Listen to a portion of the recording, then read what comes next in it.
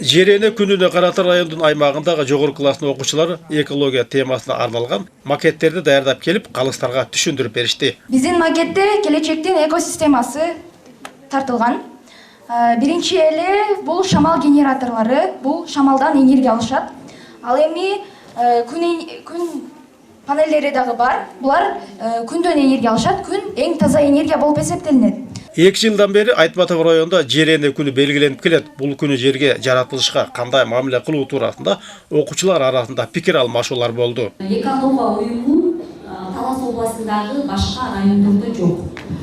Бул биздин Токтогул Бабанов атындагы жатак мектепте окуп, ошол жерде тарбияланган таланттуу окуучулардын курамын түзгөн жакшы уюм.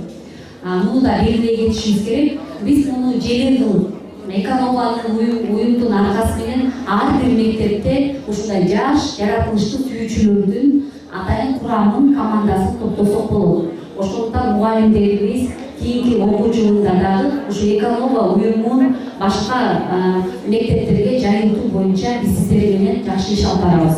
Токтогул Бабанов атындагы жатак лицейинин окуучусу Илим Молдокулов Эколайф уюмунун негиздөөчүсү. Бул уюм жаратылышка айрым мамиле жасоону көздөйт. 2024-жылы түзүлгөн Талас облусунда жана биздин негизги максатыбыз бабалардын баскан изине күлүп, эртең үчүн ополтоодой кызмат кыла турган жалындуу жаштардын жүрөгүнө, көкүрөгүнө экологиялык асыктан ооздандыруу максатында ар кандай экологиялык фестивалдарды, иш-чараларды, ошондой эле жаштарга мүмкүнчүлүк тартуулай турган ар кандай көнүмдөрдү, иримдерди алып барып келебиз. Кароо сынактын жүрүшүндө алды темага арналган командалар арасында кызыктуу таймаш орун алды. Мен силерге жашоо бердим, тоолорду жараттым, дарыяларды агызып, токойлорду өстүрдүм.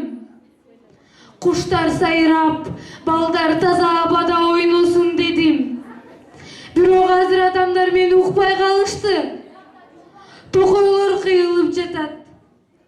Суулар былганып, абадагы түтүнгө толду. Жыйынтыгында калыстар тобу тарабынан ар бир командага баалары берилди. Жыйынтык боюнча Байдылдар Шамратбеков атындагы орто мектеби 60 упай менен 3-орунга ээ болушту. Ошондой эле жыйынтык менен Жеңжок атындагы орто мектеби 62 упай менен 2-орунга ээ болушту.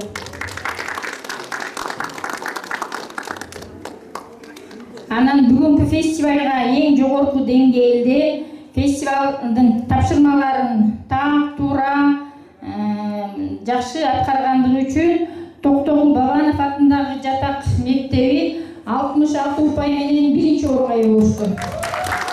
Бул фестивалдын сапары байсал болуп, кийинки фестивалда мындан да көп мектептер катышы керек. Анда атайын акчалай байкелерди коебуз. Кыргыз Республикасынын президентинин Жашыл Мурас программасынын алкагында өтүп жаткан сынак жакын Каратар районунун башка айылдарында да өтөөрү белгиленди. Орозбек Бейшебаев, Эркинай Жумабекова, Айтматов району.